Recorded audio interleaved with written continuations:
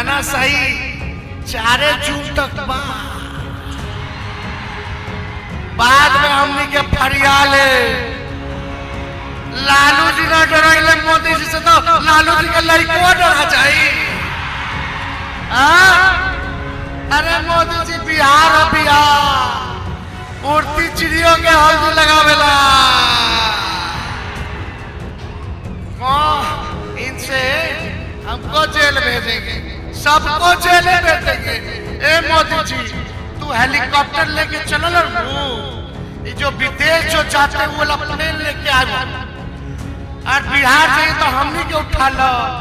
दिल्ली से अरविंद केजरीवाल जी को उठा ही लिए, तमिलनाडु में स्टालिन जी को उसमें ढाल लिए, उद्धव ठाकरे शरद पवार जी को उसमें ढाल लिए, बंगाल में ममता बनर्जी को ढाल के ले चलो तिहाड़।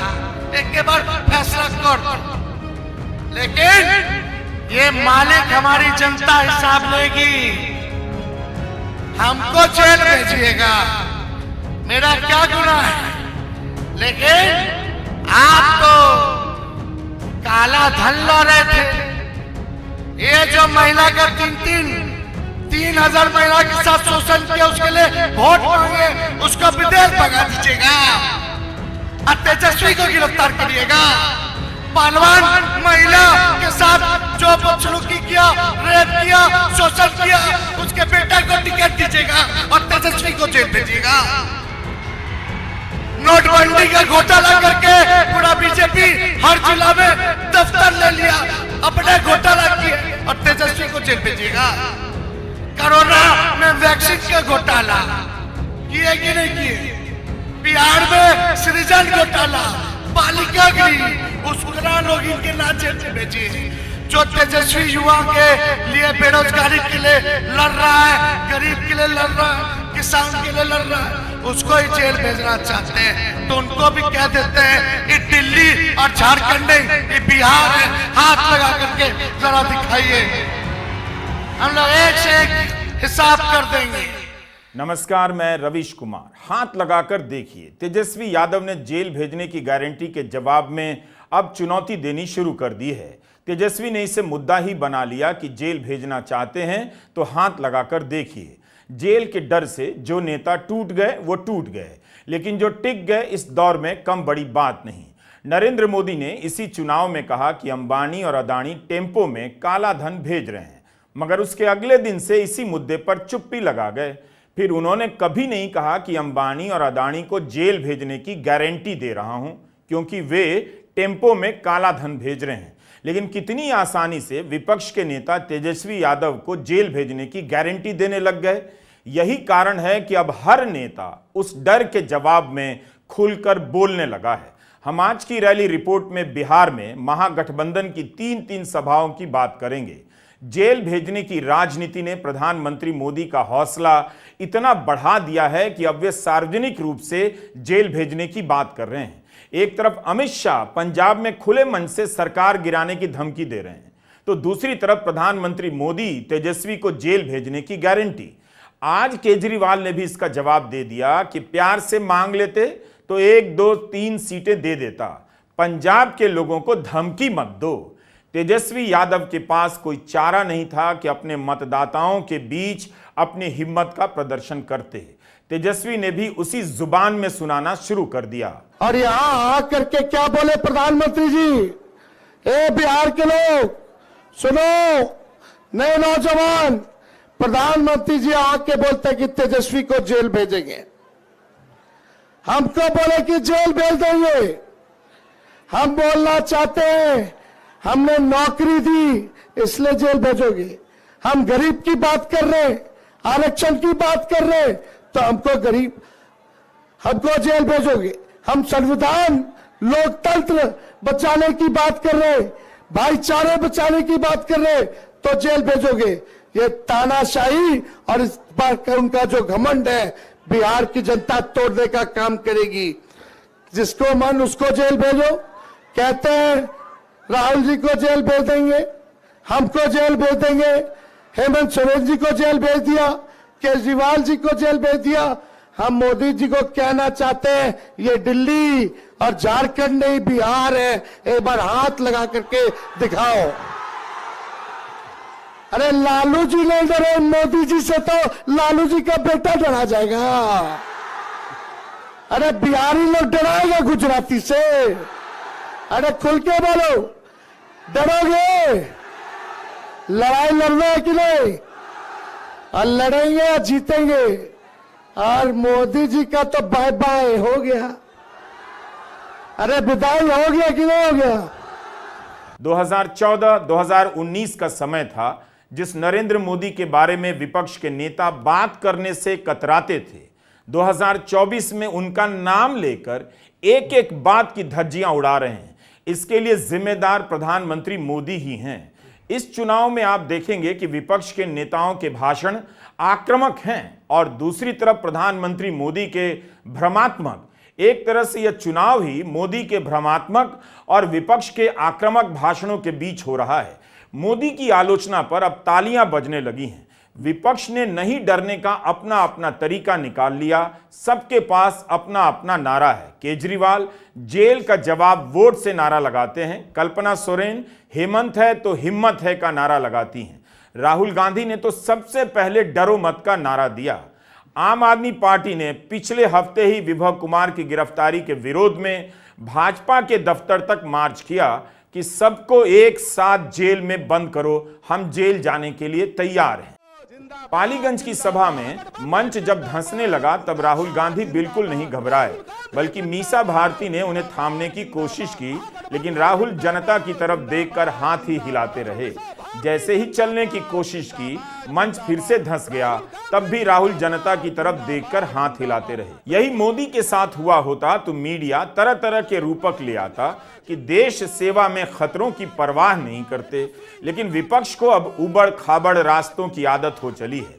जेल में डाल देने, भेज देने के डर के बीच उसे गिरना और संभलना आने लगा है। राहुल गांधी ने कहा कि जेल का डर अब किसी और तरफ शिफ्ट हो चुका है। इसी डर की वजह से प्रधानमंत्री मोदी खुद को परमात्मा का भेजा हुआ बताने लगे हैं। अभी तेजस्वी जी ने कहा कि नरेंद्र मोदी कह रहे हैं कि तेजस्वी को जेल में डालेंगे। मैं आपको सच्चाई बताता हूं। देखिए, आपने वो नरेंद्र मोदी वाला चमचों वाला इंटरव्यू देखा है,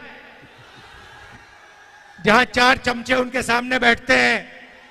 वो पहले जैसे पेपर लीक होता है ना, वैसे पहले पेपर इंटरव्यू लीक हो जाता है, उनको नरेंद्र मोदी को पहले मिलता है।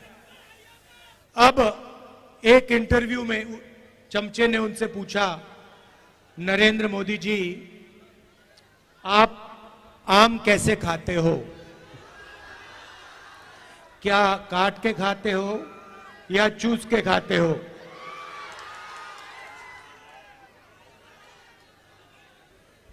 दूसरे ने पूछा, नरेंद्र मोदी जी, ये जो आप डिसीजन लेते हो, ये बड़े बड़े निर्णय लेते हो, ये आप कैसे लेते हो? तो नरेंद्र मोदी जी का जवाब आता है, पहले सोचते हैं थोड़ी देर, ऐसे सोचते हैं।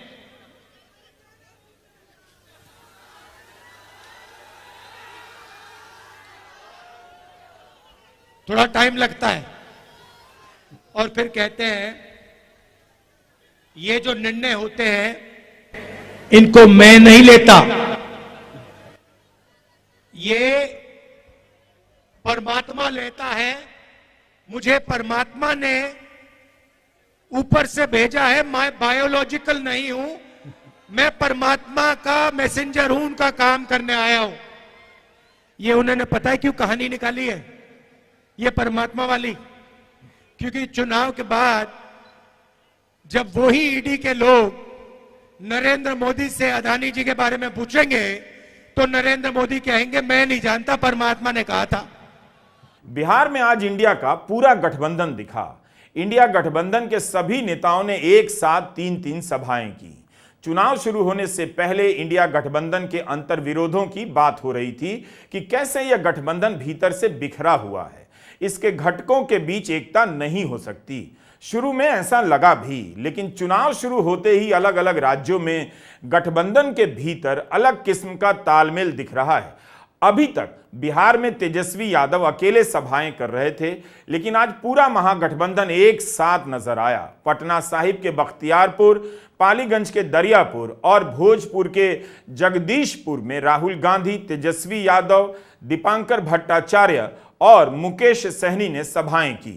आपके राज में अमीर और अमीर हो रहे हैं और गरीब गरीब हो रहे हैं, तो मोदी जी कहते हैं कि क्या। पालीगंज में भाकपा माले के महासचिव दीपांकर भट्टाचार्य ने पाटलिपुत्र से उम्मीदवार मीसा भारती के लिए प्रचार किया, तो आरा से माले के उम्मीदवार सुदामा प्रसाद के लिए राहुल गांधी ने प्रचार किया।